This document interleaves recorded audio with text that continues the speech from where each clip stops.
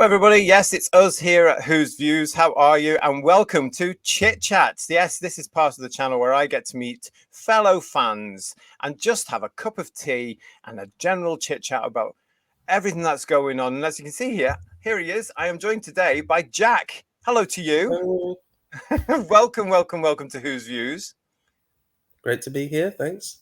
Oh, listen, thank you. I'm chuffed to bits that you're coming on. We've got a bit to talk about with you today because you've got some stories as well, haven't you? Really good stuff. The question I always start off with, though, Jack, is how did you find the Doctor? Well, it wasn't actually the Doctor that I found first. It was actually the Dalek that I found first. And I used to be, when I was about 4, about 5, I was into dinosaurs, as every boy was, until I saw the trailer for the episode Dalek. So I didn't actually start with episode 1 in there, but I just remember seeing the trailer. It was the black. It was just completely dark. All you could see was the Dalek's eye, and then the lights flashing. And then when the light came on, that was it. Just mesmerized. I was asking my Wow. parents. I was like, "What is that?"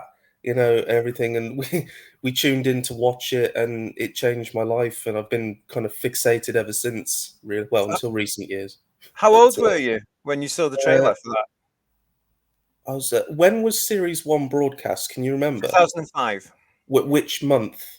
Can you Oh, remember? well, it started in March 2005. Oh, I'd have been 5. Been 5. Oh, bless. And the Dalek just captivated you, as Daleks Yeah. are supposed to do for children, I suppose. Yeah. Did you when you Yeah. said to your parents, "What is that?" Did they answer you? Yeah, they said it's a Dalek, and I was just like, wow. And it turns out that my primary school headmistress was a big fan as well. I thought And you were going to say she was a Dalek for a minute. I was like, "What?"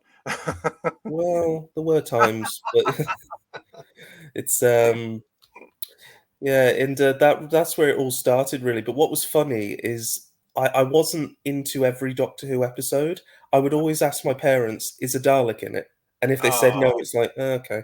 But if they said yes, then it was like, right, yep, sitting down to watch it. And it's funny because I don't remember Christopher Eccleston originally. I remember like someone exploding into golden light, and then Tennant came in, but he was always who I envisioned the Doctor as.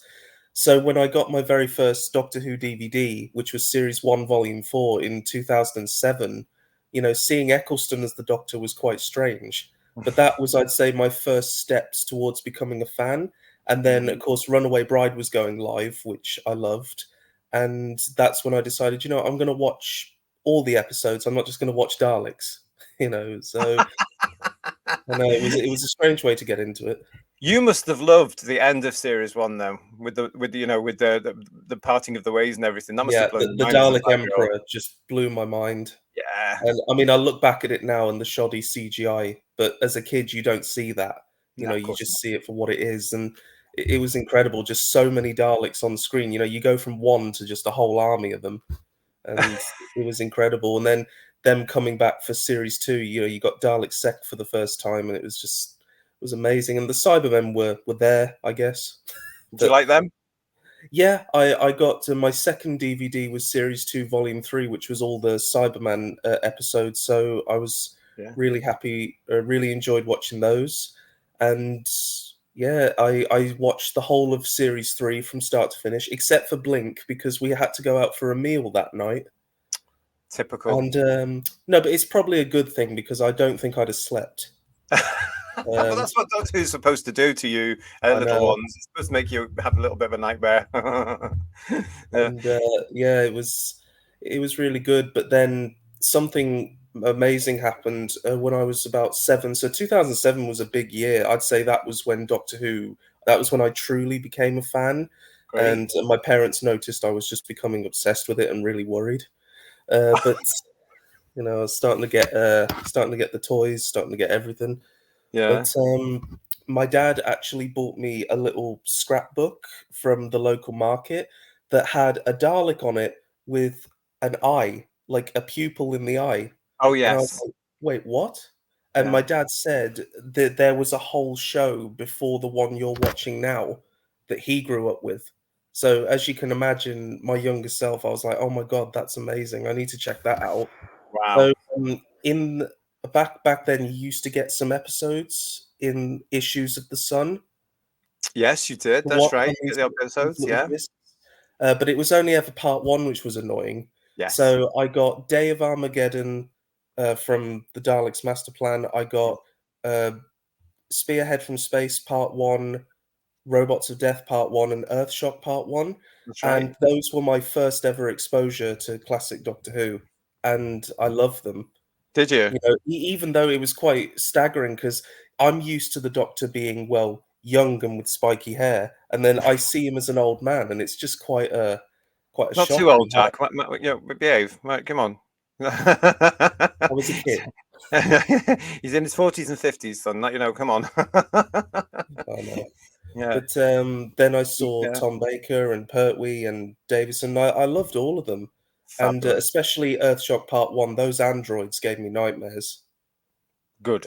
Just completely black. Like it's And terrifying. yeah, and the way they emerge from the shadows in that lovely set as well on Earthshock, it Yeah, is quite spooky, isn't it? And that music and as well. when the people scream just before they turn to sludge, it's Yes. horrible. It's And then yeah, the reveal of the Cybermen at the end was just so cool. and that's where it finishes for you on that particular disc. So you have to go and hunt out Yeah, the whole DVD, don't you?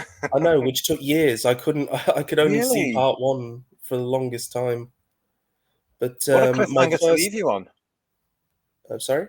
What a cliffhanger to leave you on for all that time. Yeah, I know. It was just cool to have them. It was cool to see something different at the time. But then Christmas 2007, I got my first proper Classic Who DVD, which was Resurrection of the Daleks, Oh, and I got it from W.H. Smith. I went in there with uh, the purpose of getting a Davros story because I'd seen pictures of Davros. I yeah. was like, half human, half Dalek. I mean, how cool is that? So, and this was before he appeared in the new series. So this was like my thing to go back and explore the old show. So I Mm, got Resurrection of the Daleks, which looking back on it was very dark and grim, but I loved it. And I was only about 8 years old, so it was great. And mm. that inspired me to then get the rest of the Davros stories all out of order. I started with Resurrection, then I did Destiny, Uh-huh. then Remembrance, then Revelation, then Genesis. So Right. I was able to piece it together roughly, but it wasn't the Uh-huh. best order. And Yeah. then it kind of carried on from there. I wanted to see the old Cybermen, so my mom got me Tomb of the Cybermen, which instantly became my favorite story, Yeah. despite being black and white. Just the tombs and seeing them come out of the tombs, it was mind blowing. And then I got the Sontaran box set, which they had just appeared Oh, in the new show. So going back and seeing the old ones was really cool. I actually mhm. preferred them Yeah. personally. Why do Uh, you prefer the original ones, the original versions? the makeup looks so much better. Yeah. Like I don't know how it's possible for something in 1975 to look better than 2008. It just baffles me. And I like the grey. I love the armor. It's just Mm, much cooler. They don't just stand around making jokes. They actually get into physical fights. They're just cooler. They're more threatening. mm. And it was great to see more John and Tom stories, especially going to Gallifrey, which Invasion of Time, that was the first time I'd ever seen the Time Lords. Well, of So course. Yes, that of that was course. quite a cool thing. That got me really interested because they Yeah. hadn't appeared in the new show at that point. We'd only seen like rough flashbacks. Hmm. But it was great to see them and K9 as well. That was really cool. Then I got the Silurian box set because I Yeah. saw a trailer of it and I was like, they look like cool monsters. I want to get that.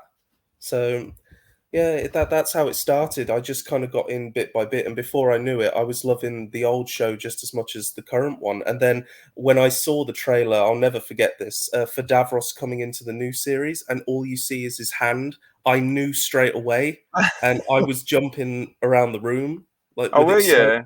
I was Oh, 8 years old yeah. with the excitement, because I'm like, I know who that is. Yeah, so Yeah. many Yeah. people probably don't know who that is my age, but I know who that is, and I was so excited for it. It was a really good time to be a fan, I think.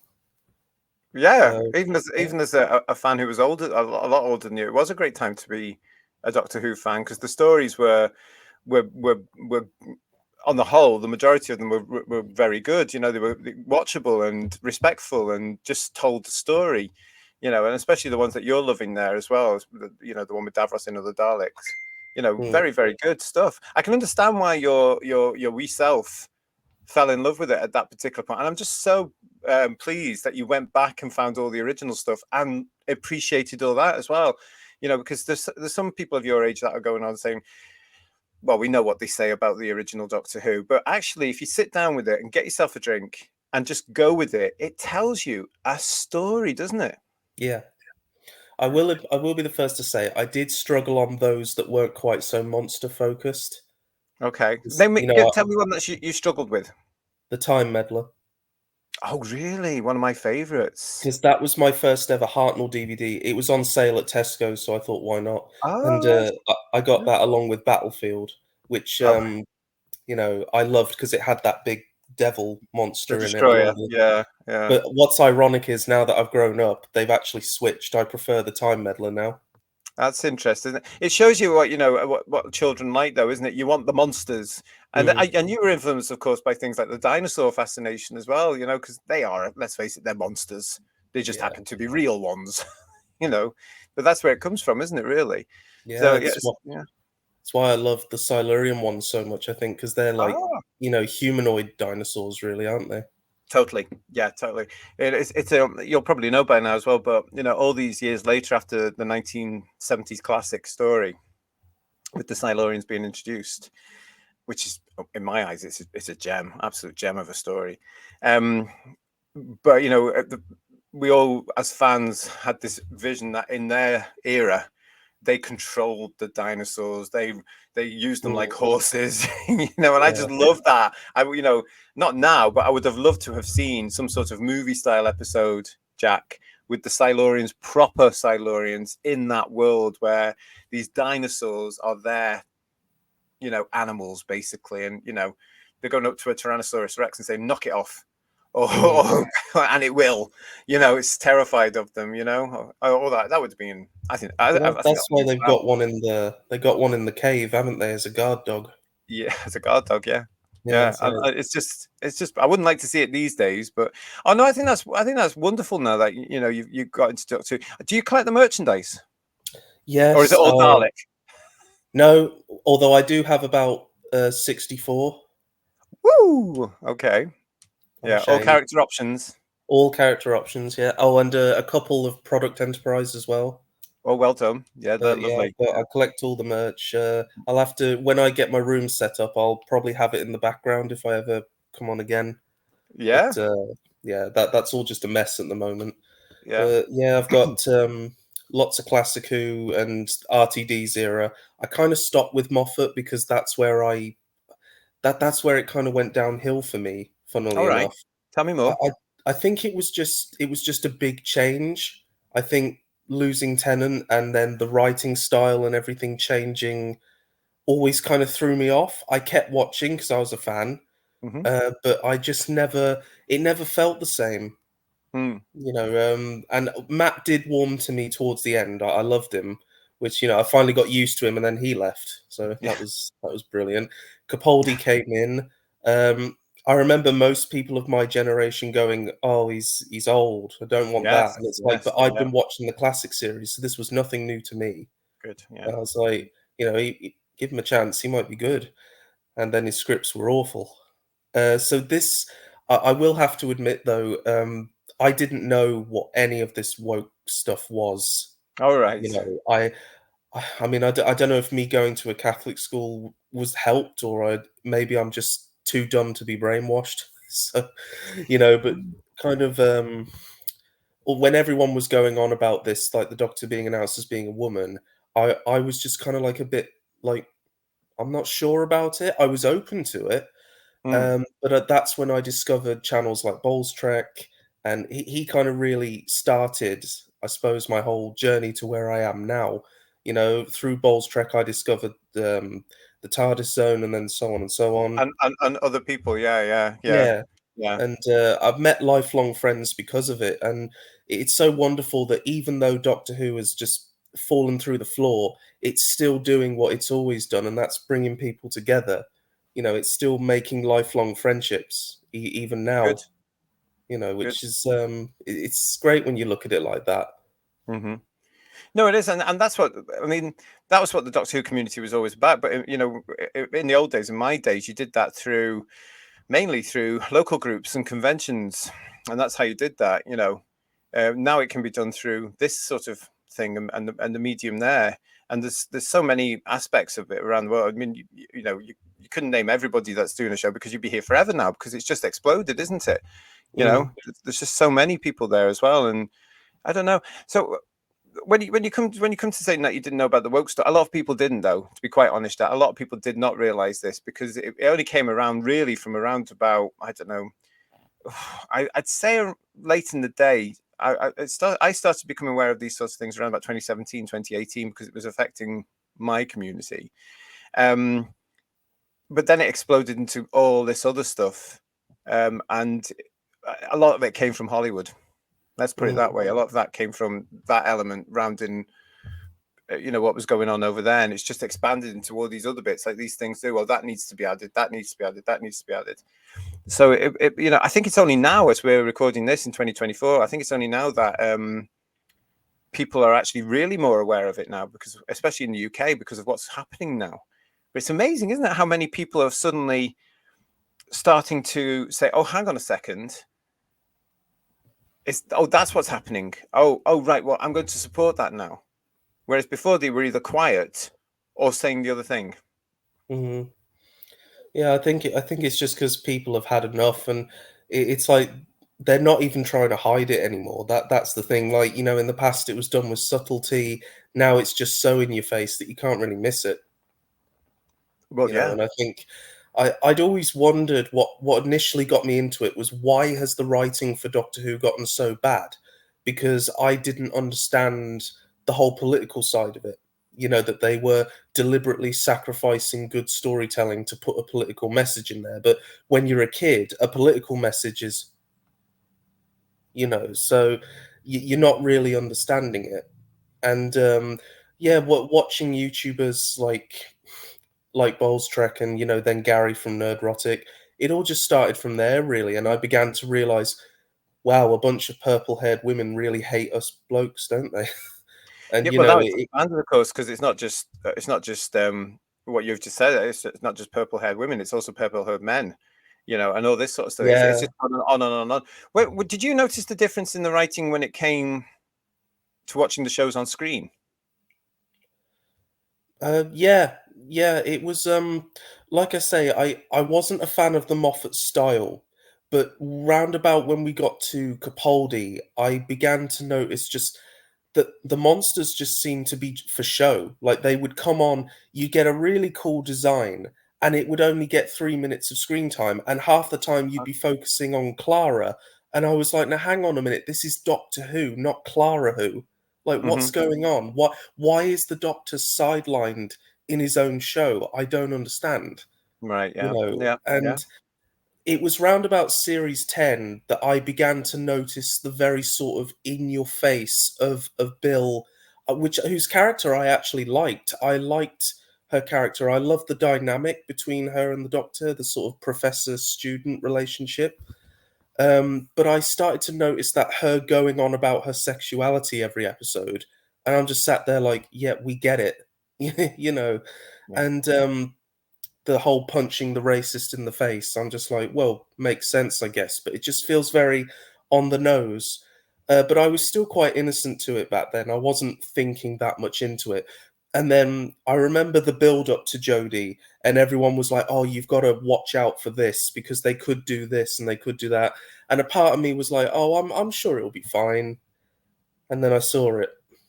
Oh, And you then actually watched it, did you? Right. I think by the Rosa Parks episode, I knew full well what they were doing, and they're especially by the arachnids in the UK, you Okay. know, and I somehow managed to watch the whole of series 11 and was just like, I'm not happy, you know, and I think it's because of channels like the TARDIS Zone. Regardless of what you think, you know, he gave me the confidence to actually come onto a stream and actually voice my opinions, Uh huh. you know, Yeah. and I've received a lot of support from this community as a whole. And I'd Yeah. say Yeah. if it weren't for them, I wouldn't be here doing this interview now. Hmm. Hmm. So it's You know, There's, as well, the show's got. Sorry, go on.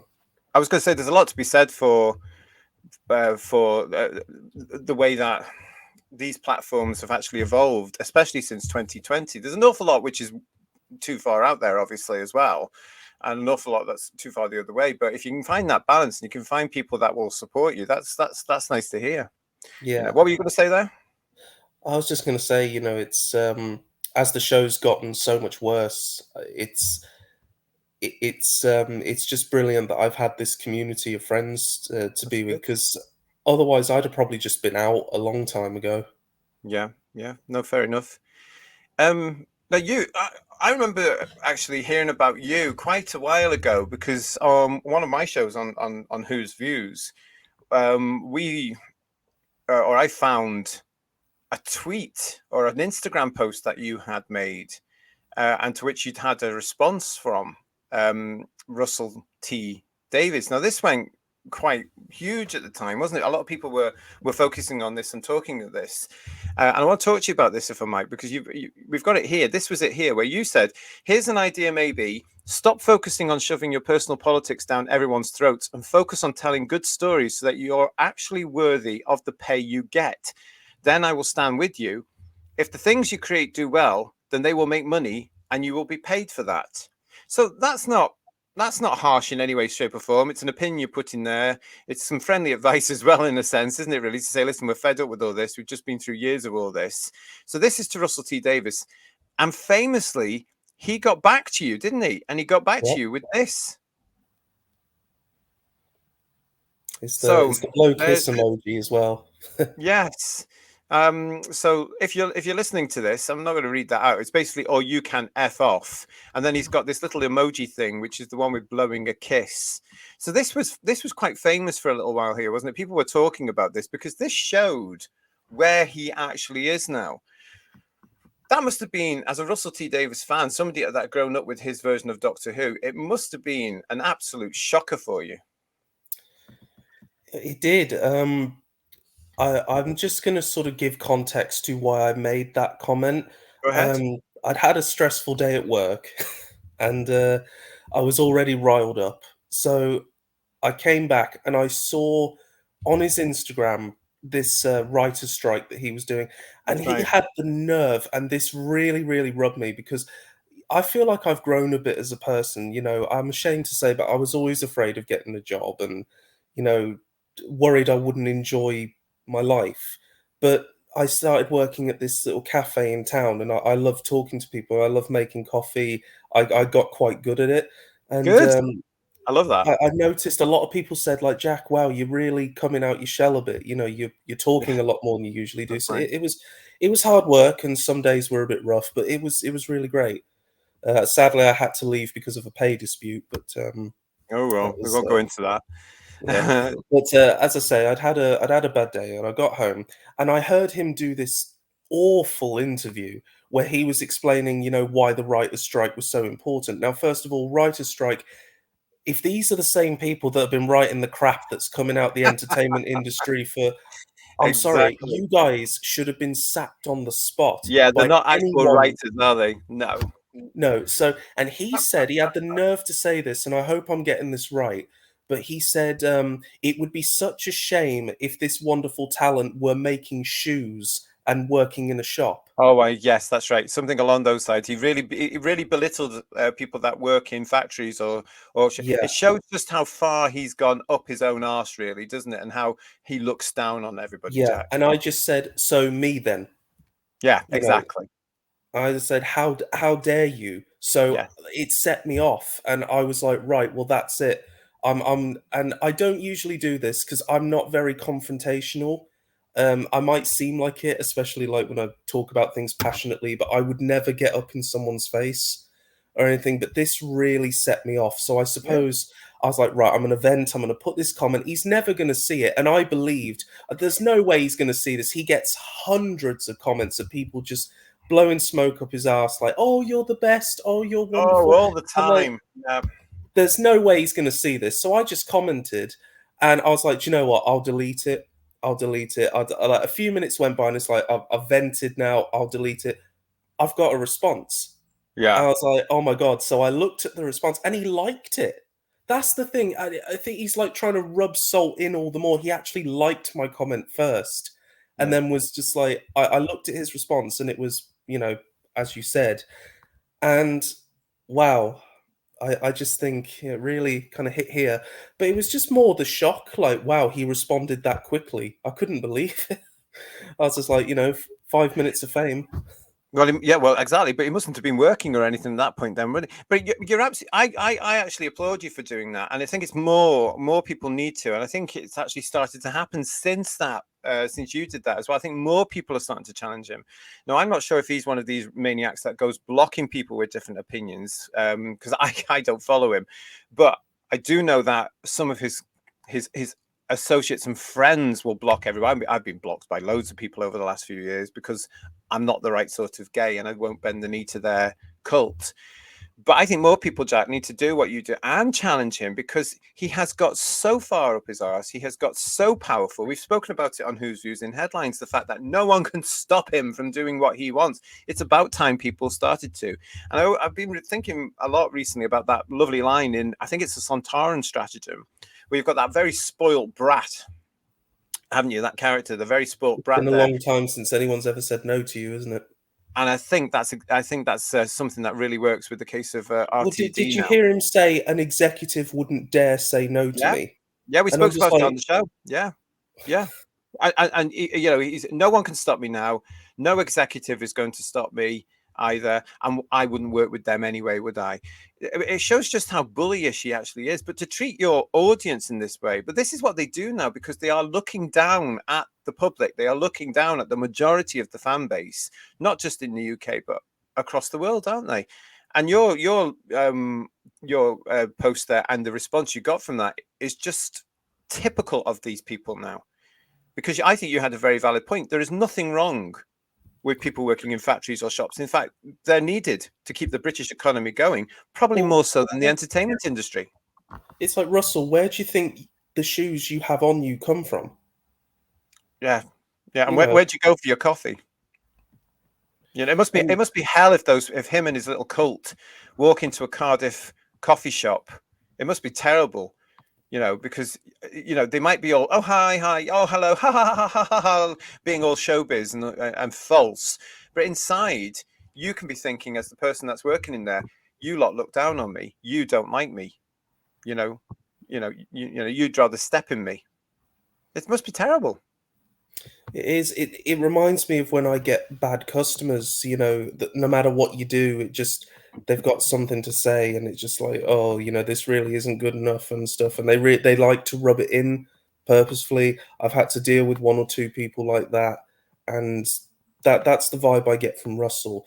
But I just wanted to say, JT, I've been watching series two recently, just going back and giving it a try, and I notice Rose's attitude to working in a shop and how she kind of, I don't know if this was intentional, but she turns around, she says to Jackie, "Oh, I used to work in a shop," and Yeah, Jackie's like, "I've worked in shops. What's wrong with that?" yeah. And that had a big impact on me as a kid. I don't know if it was intentional or not, but it always made me think, "Wow, that's not where I want to be." Uh-huh. This kind of thing where I think it almost made me feel like that's a failure. That means failure if I end up working in something like that. Mhm. Because I've spent my whole life trying to build something with my art. But I see it differently now. It's like it's not failure at all, and I'm just happy that I'm in a place now where I don't look down on people in those positions. If anything, I actually envy them. I'm just like, Mm. you keep a smile on your face and you do that every single day. Absolutely. You know, That's an interesting point you've made there, because I remember that scene, I remember that line, and I remember at the time thinking, what a stupid thing to say. But I didn't really follow it through to the point where I'm personally at now agreeing with you, Jack, where I thought that's them belittling the audience, that's them looking down on this. But actually, it's a great point that you're making, because it actually is, isn't it? Oh, I worked in a shop. And it takes that balance, as you yeah. say there, for the Jackie Tyler character to turn around and say, what's wrong with that?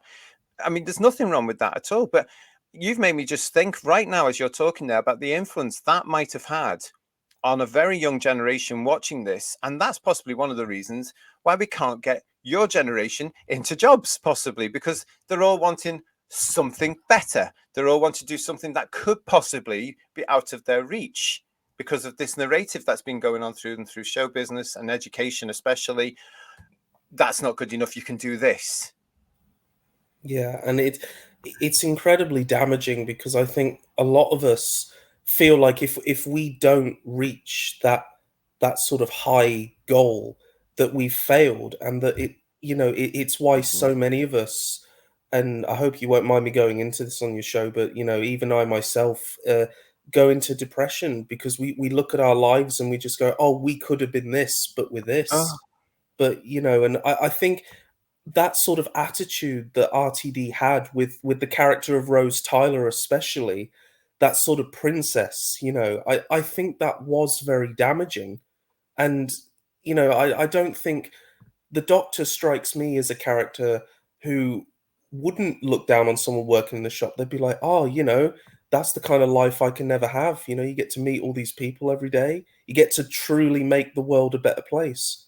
mm. You know, It's weird though, isn't it, Jack? Because the Doctor actually does do a brief he stint in the shop does. later on in that era, doesn't he? Yeah. In Smith. Well, Matt, yeah, especially that's why I've grown to like his Doctor so much. Um, but I just never understood that sort of attitude, and it's kind of making me think that has RTD always been like this Hmm. from day Oh. one? He just wasn't allowed to show it back then. It's a good point, and to be honest, I'm going to say to you, he probably has been. But as you say, he was very frightened to show it. I mean, he's now at a point where he's 61 years old as we record this.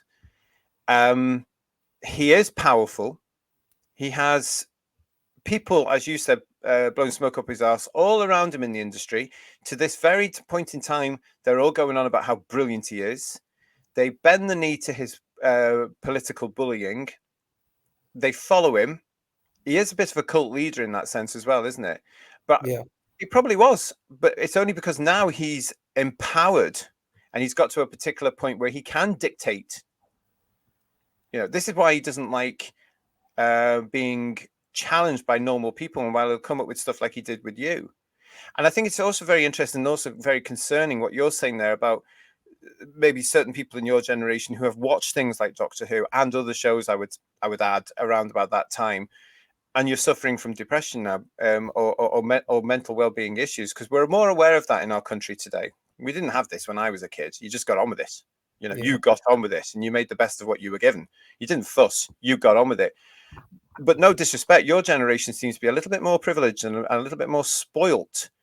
And I think when the reality of life hits you guys, that gets to you because life is tough. It's not the fluffy stuff that they may present. And you've made me start thinking now just how, because I was an adult, of course, when these things were coming out. So I could just go, oh, that's a load of rubbish and rub it off. I'd never considered before the impact it could have had on the children with these sort of messages. And that's going to continue, isn't it, into the next era? yeah. And I just want you to know because I think there's a sort of idea of my generation that we just go along with absolutely everything. But my stance on it is I have no problem with, if you're trans, you be you. That's your business, not mine. I don't think it should be in anything that is watched by children. I think Hmm. there needs to be a sort of, this is adult content, this is an adult show, that's going to have Well, adult themes in it.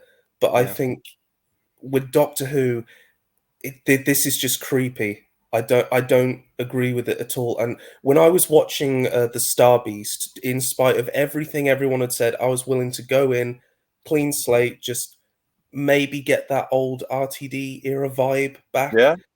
My jaw was dropped for the whole story. I could not believe how in your face it was. Like, you don't have to be politically educated. You don't have to be above average, intelligence to see that this is just being forced. And the whole non-binary thing at the end just had me nearly chucking my remote at the TV. Really. Yeah, and my mom and dad were just kind of looking at each other like, "Oh my god, this this is bad." You Can I know, ask how old are your folks? Uh, Early 50s. Right, so they're around about my age. Yeah. So were they looking at this thing, going, what are we watching here?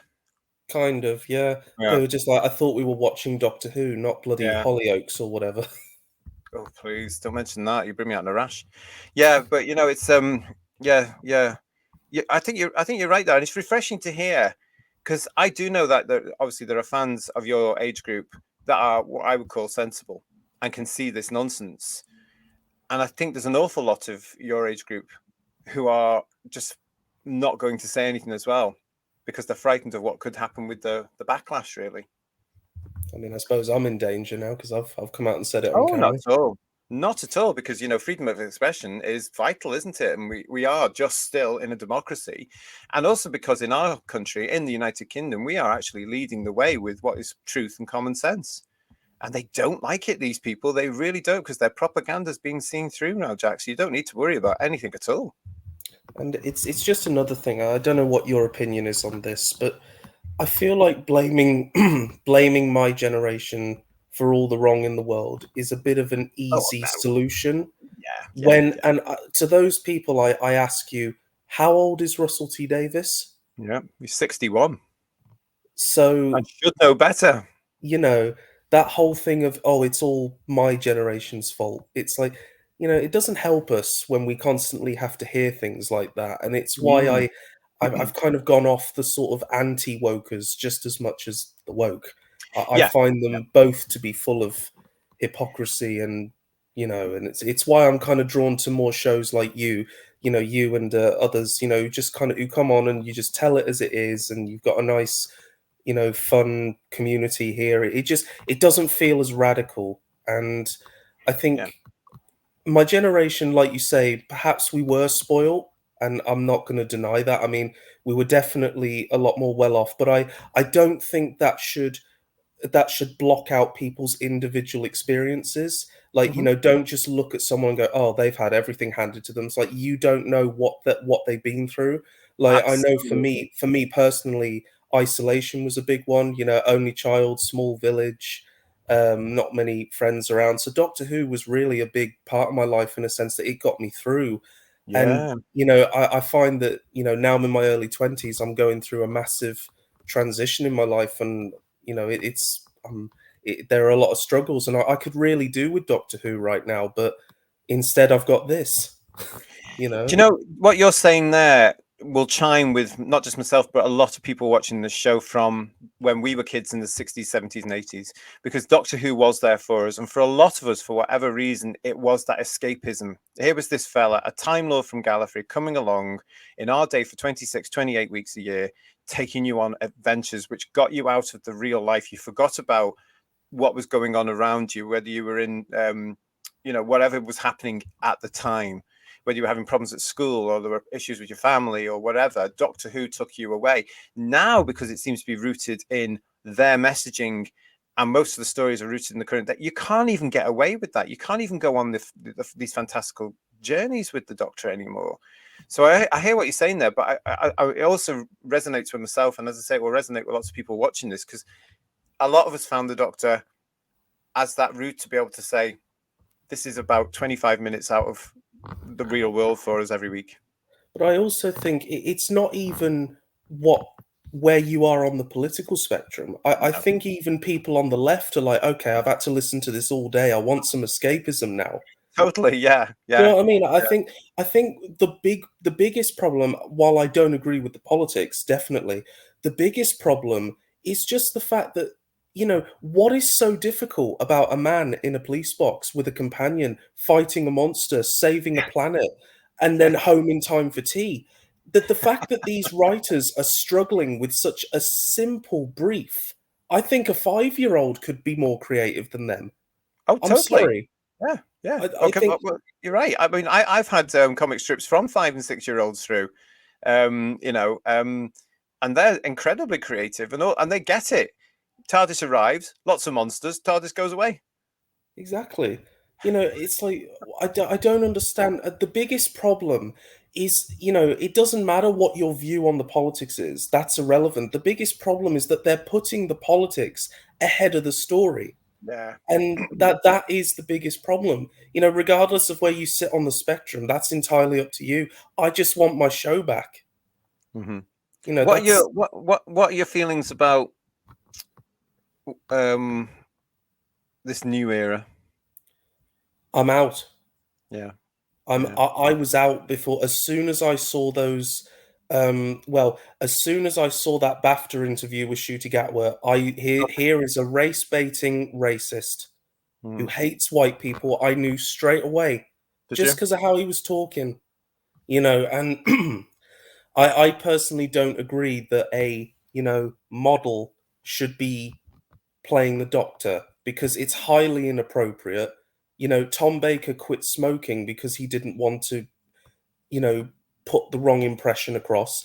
And the fact that we're still getting magazines with Gatwa dressed in leather and whatever filth he's pushing now to Mm. children, I think is absolutely disgusting. It's like you're a role model now, Gatwa. You've got a responsibility. It's not just all about you.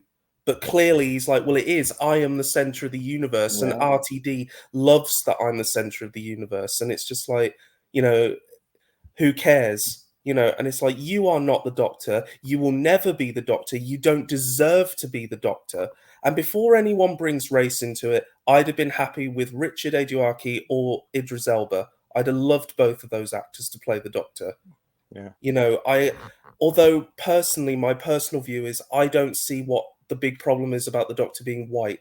I'm white and I'm getting sick and tired of being told that I'm evil just for existing. Yeah. You know, I was raised by my grandparents, so I grew up with Laurel and Hardy, Norman Wisdom, the Carry On films. I was raised with this, you know, the posh way British people used to talk, and I love it. Yeah. And I miss that. I'm so sick and tired of everyone sounding like you're fam, you're in it, yeah, blood. Yeah, it's like I'm sick of it. I don't. Everyone thinks, oh, look at these younger hippie generations with their, you know, their weed and it's like I'm not like that. I want the days of, you know, just sometimes I feel I was born in the wrong generation. Do you ever get that feeling? No. I'm Mm. totally delighted I was born when I was, because I was brought up properly and I was brought up with good British ethics, and I am not ashamed of that at all, Jack. I mean, your generation have been pummeled with shame. Shame, shame, shame, shame. You've got to be this, you've got to be this, you've got to be this. And I would never, I would hate to be in your generation. I would hate to have been born when you were. I'm so glad I'm a child of the 70s and the 80s and grew up in those areas, and then I went partying in the 90s, because you would not believe what life was like. We had it tough. Don't get me wrong. In the 70s and 80s, we had it tough. I'm a gay man, as you know. By God, Yeah. I had it tough. But I wouldn't have changed anything to be honest, because I can see clearly today, and I can listen to you, and all I can do is listen to you and think, oh my God, this you've got it. You know what, you can see through all the nonsense, but I can understand why it's been hard for you, just because of these alleged adults from an older generation who should have known better, jumping on bandwagons and giving you a lot of propaganda. That's all it's been. They've actually tried to brainwash you all. I think I've been quite lucky. As I said, I went to a Catholic school, which Yeah. genuinely, at least back then, were more of the conservative background, not in a political sense, but just we were given manners, morals. You know, all our headmaster had to do was walk in the room, and you quickly stopped talking and sat up Ah, straight. I You remember know, those. We had to stand up, Jack, when adults walked into our classrooms. We had to stand up for them. Those days are long gone, aren't they? but you know, you meet him outside of school, and he's the sweetest man. You know, it's just, Yeah, he's off and duty. I was so grateful because I got lots of support from my teachers. You know, they always say, Jack, your drawing's wonderful. You know, you keep Ah, you keep going with it, and you know, high school was difficult socially. You know, with bullying and stuff, but I wouldn't change it because I'm so glad that I didn't grow up in a bubble. I'm glad I got to experience, you know, those hardships. And I think if I hadn't, who would I be today? yeah, You know, so yeah. I try to focus on that.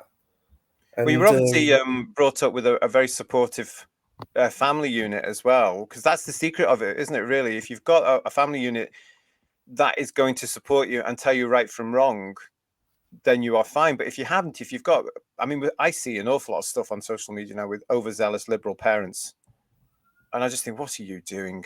This is bad yeah, parenting, you know. But you've obviously had support there, as well as from the your parent, well, your family unit and your your teachers, which is lucky because I don't think that would happen to many of the kids today.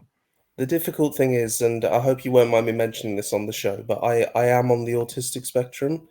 I Yeah. didn't find out until I was 16, Okay. and I'm just gonna say I could be quite difficult. I mean, I still am today. I'm a bit strange here and there, but Aren't we all? and Aren't we all, Jack? yeah, I know. But you know, it's always been that the teachers didn't really know, so they didn't really know what support I needed, and perhaps I didn't get the support I needed. Yeah. But at the same time, I'm glad that I grew up not in like, you know, a room that's just for people with disabilities. I'm glad I grew up in the roughness of the playground because, you know, that's what life is really like, and you've got to learn to tackle it. You've got to learn to, you know, you can't be sheltered, I suppose. Well, that's a great way to put this because that's certainly what the new version of Doctor Who seems to be doing. It seems to be sheltering anybody watching it, Oh, well, especially young RTD ones, even from said, you reality. know, he doesn't want any death, you know, because Yeah, oh, don't want to traumatize the poor children. It's like, you're exactly. joking. Well, The Davros incident, the sonic screwdriver incident. What's that about? You know, what's going on here? we were watching, like I say, for series two, we were watching the confidentials, and we were just interested to compare how he sounded back then. He still sounds like a bit of a pompous twit because he says, "Oh, we didn't want to kill Rose off because we want you know, there to always be hope and love." And it's like, so basically, no stakes, nothing to worry about, nothing to get you on the edge of your seat, Yeah. you know. And every time a companion has died, snap fingers, pop, they're back. You know, it's like it's rubbish. It's why the whole bi generation thing, and why he's basically revised the whole of the classic series as well with that memory TARDIS nonsense and all this sort of stuff, isn't it?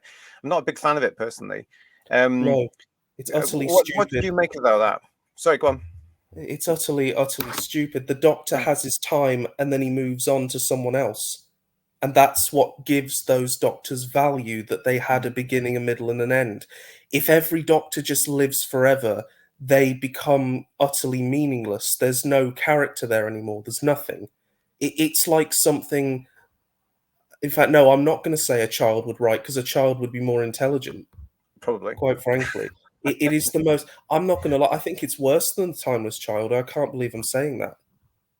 Yeah, it takes something to say that sort of stuff, doesn't it? But he's building on that, isn't he? And Oh, he's just basically I decided. think Ruby's an incarnation of the Doctor. Oh, do you? Oh, well, I not. also think all those babies are probably incarnations. I mean, what is going on? Yeah, it's a very it's sad when you hear the fact that so many of us are going to be turning our back on this sort of stuff, or people like me who are just not going to take it seriously because I know it's not Doctor Who. Are you where you are right now? Do you ever see a time when the Doctor Who we know, love, and recognize will return? I can't answer that, and I think it's become difficult for me because I'm rewatching Russell's original era, and Yeah. I'm not enjoying it like I used to as a kid. And I'm even struggling a lot to watch a lot of the classics because I've just seen them so many times, and sort of the magic has really faded. And I think what was great about your generation is when Doctor Who originally went away, it wasn't hated. It was just a show that had ran its course Yeah. and just naturally finished, even though the BBC sabotaged it. But there you go. But you guys kept it alive in the 90s, and you Yeah. sort of guaranteed its return in the 2000s. Get mind you, by the wrong people, but you know that's the thing. But this time, the show is hated, and I think my generation, as we grow up, will just look at it as that show, you know, oh, it was good to start with, but then it got really, really bad. And it's so bad, Mm, I don't think we even want to touch it. You know, yeah. I think it's become so tarnished and just, you know, the legacy just ruined. I think future generations will look at this and they'll go, oh God, don't bring that back. You know, I do believe it will, the concept will live on. It Right. will survive perhaps with a different name, slightly different setting. I mean, the Daleks are their own license, so I've always said, why don't they have their own films or, you know, go on in some kind of, you know, as their own? I mean, that would make me happy because the Daleks Oh were yeah. what got me in. But I think sadly, these Muppets have killed the franchise dead, Interesting. and I can't see it coming back anytime soon. I've just had to accept, because I spent years of my life, JT, designing a Doctor Who video game. Yes, I know. You were telling me about this. Yeah, tell us a I bit was more just about this like, then. of all those years wasted, because I just can't. I personally can't see this ever being a thing. I'm kind of having to accept that I need to move on to something else, and thankfully, I've got my Wow. story that I'm making, and Yeah. just other things. I've been trying to replace Doctor Who, I have to admit, with maybe another show, but nothing has captured me in the same way that Doctor Who has. No, no. And Doctor Who was always a one-off, Jack. You can't really replace that. And because all the other stuff out there as well is going through the same nonsense that Doctor yeah, Who's going through, it's one of the reasons that people are just switching the TV off and leaving it off. it's probably a good in the long run. We'll go outside more. I would hope so. Listen, let's move on to what you were saying there about your creative side, because you're a very creative young guy. And you've been trying to put together some characters and stuff because you're interested in writing children's books, aren't you? How did that come about? Um, well, it wasn't originally intended to be a children's book. It's actually like a big story. Okay. But for a university project, I thought a children's book would be more manageable because I only had a limited time to get it made. Oh, So right. I The was usual then, able, yeah. yeah, so I was able to make a sort of a prototype, which I've sent out to a few companies. Some liked it and just said that they wanted more, but Yeah, it's just kind of finding the time to work on it because I've just moved house and I'm just trying to yeah. sort my stuff out here. Mm. But yeah, it's meant to be this grander story. But I was thinking of maybe having some children's books kind of set in the same universe to kind of build it a bit. Wonderful, wonderful. I want So, to. You've very kindly sent us some pictures of some of the characters you're working on, so I'm going to show those now. You have this lovely fascination, don't you, with rabbits? yeah. And this is what this. I mean, look at these characters. So who's this? Oh, that's the eldest sister of the family Okay. of rabbits, and she's kind of like the mother figure. Oh, is she? Yeah, And tell us a bit about how the concept for this is. She based on anybody, and why rabbits as well, Jack? I would say she's based on my eldest cousin, who is, despite being significantly older, she's still so down with it, and and just very very lovely. I would say rabbits for me are great. I love anthropomorphic animals because I just think human beings have so much baggage, and I don't really like human beings, if I'm being honest. But I just think animals are so, there's like an innocence and a pureness about them, and I think you have the freedom to tell whatever story you like without having to worry about history or getting, aligned with the correct beliefs. It's like stuff that rabbits are different. They don't have all that baggage.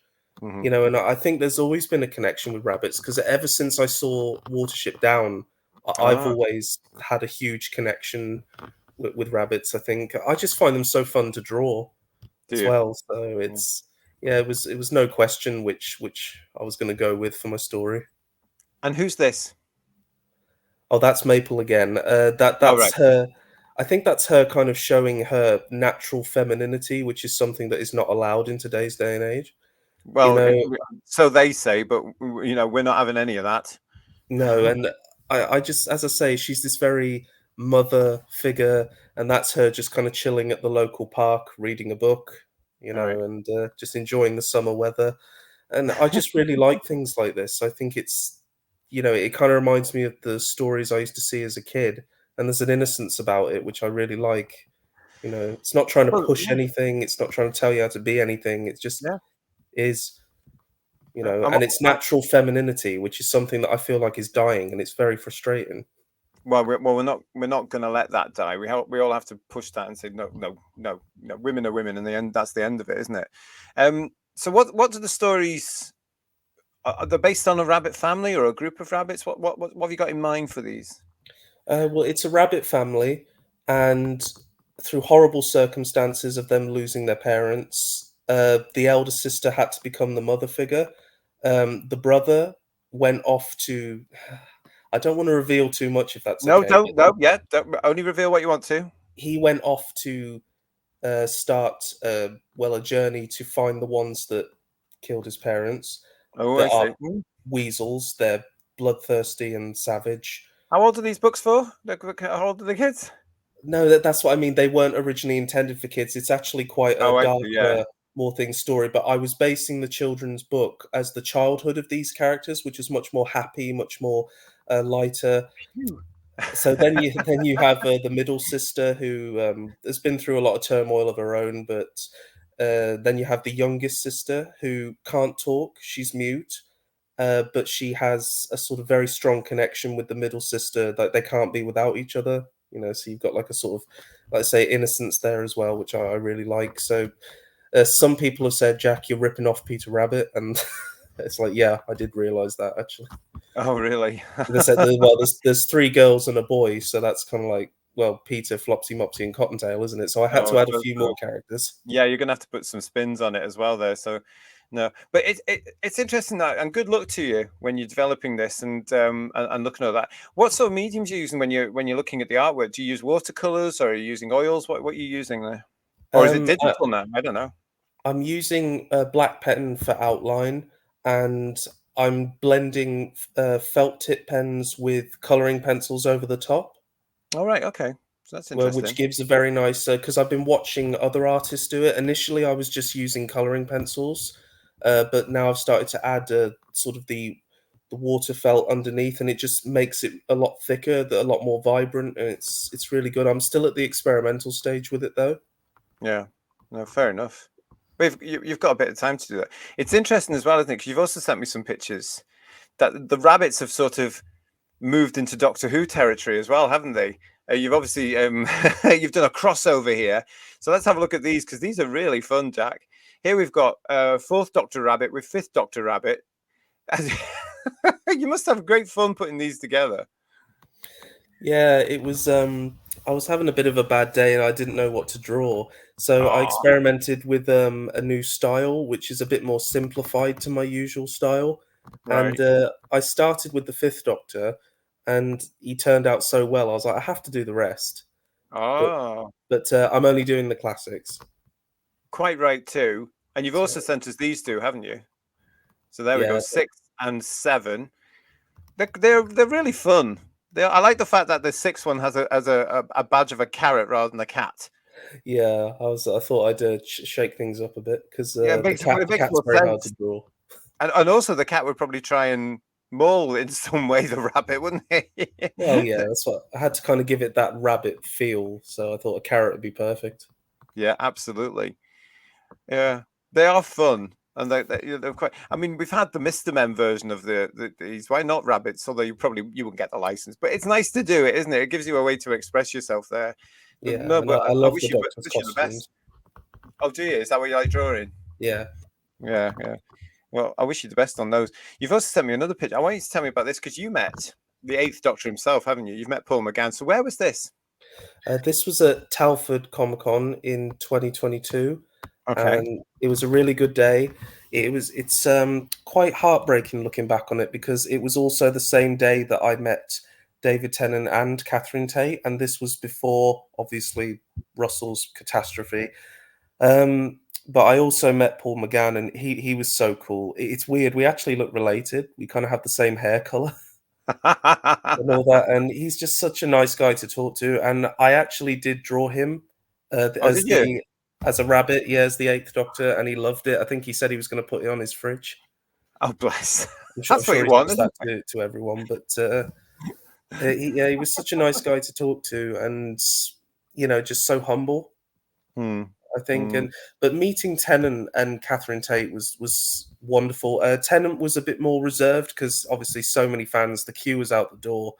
But I did draw him a picture as a rabbit as well, and I gave him it, and he didn't just like put it in a pile and like move on. He actually was like showing. He ran around the room just like, look at this, look at this. And when I had my photo with him, he even held the drawing up. He was like, oh, look at this. Oh, You that's know, good. That was nice of him. it That was was really nice. And Catherine Tate was wonderful. I did a drawing for her as well. and she actually took the time to come from behind the table and actually have a chat with me. You know, like a lot of celebrities are just, you know, they're like, oh, you get that signed, you get that quick natter, and then move on. But Catherine, Yeah. she got up out of the chair and she came around to have a chat with me. And I was running a bit low on money at that point, and I didn't tell her this, but she said because I'd given her the drawing, she says, "Do you want an autograph for free?" Oh, that was lovely of her. How And that they lovely. cost £40, so it was quite Ooh, wow. yeah. See, that's how So they make their money, Jack, these yeah, days. You know, it's amazing. Well, I'm glad they were nice so to you. it was a wonderful, wonderful day, but it only made watching the 3 anniversary specials all the more heartbreaking. Mm, You know, because yeah. I'm so glad I had that experience when I did, because I don't think I'd be paying to see them now. Oh no. I mean, yeah, it'd be interesting to see how many other Who's viewers would pay to see them now, actually, because yeah, I think a lot of us are in the same boat here. You know, can we forgive them for playing those scripts? I'm not so sure. They obviously just had fun, took the money, and ran. Which I can Yeah, say, good for them for doing that. But I but personally would I have said thought that their this feels a bit naff, performances wouldn't it? I thought their performances were really weak. I don't think they felt like the Doctor and Donna. No.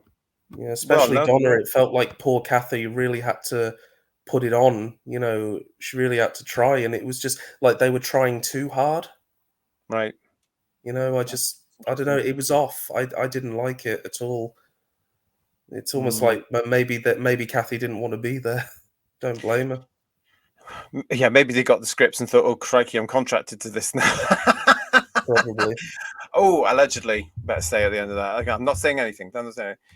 Well, listen, Jack, it's been a pleasure chatting to you. Thank you for spending this hour, believe it or not, with me. Really, really appreciate it, and it's great to hear your views and your point of view, and to talk about your book. Good luck with the developing of those books. Really, Oh, really good luck with them, and hopefully we'll see you back on Who's Views at some point. You're always welcome. thanks. It's a great show. I'm just can't believe I'm actually on it. Oh, bless you. It's that's very nice of you. But no, you can come back anytime and tell us anything. Let me know. You know where I am. So we'll say thank you very much for you watching all this. Hope you've enjoyed my little chit chat here with Jack. It's always good to catch up with you. If you're interested in coming on to Chit Chat, you can email me at whosviews1@gmail.com. Whosviews1@gmail.com. Again, Jack, lovely to see you. Hopefully see you again soon. And from all of us, from Jack and myself, look after yourselves, everybody. Don't forget to like and subscribe to the channel. We'll see you again soon. Thanks, everybody. Bye-bye. Say bye, Bye. Jack. Bye.